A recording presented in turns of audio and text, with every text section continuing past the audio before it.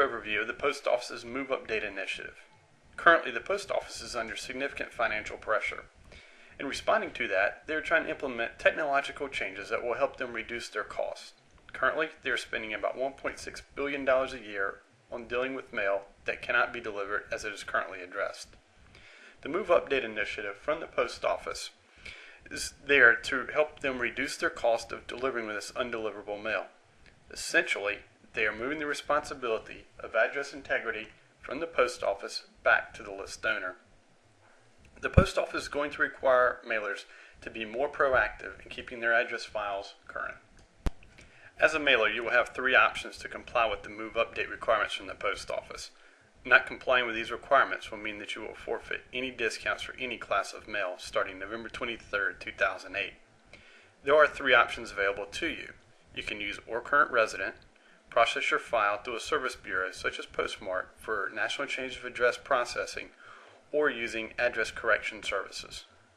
We will now look at each of these three options available to you in a little more detail. First, or current resident.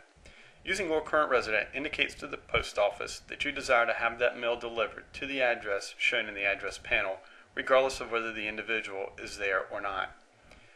Or current resident can also be replaced by other generic titles such as valued customer. An example of an address would be Joe Smith, or current resident, 100 Main Street, Anytown, USA. Next is National Change of Address. This is a data file of approximately 45 million address changes that occur annually that the Post Office maintains. To participate in this program, you take your data file, sign a PAF acknowledgement form, understanding that your data file may be changed with updated information from the Post Office. The PAF form must be filled out annually. The National Change of Address process, however, must be done within 95 days of your mailing. You have two options on the service. You can go back 48 months on address changes or 18 months. The third option is the use of address correction services. This is where you would put one of the four approved ancillary endorsements from the Post Office on your mail piece. Those are return service requested, address service requested, change service requested, or forwarding service requested. Each of these four endorsements will indicate to the Post Office how to handle your address changes.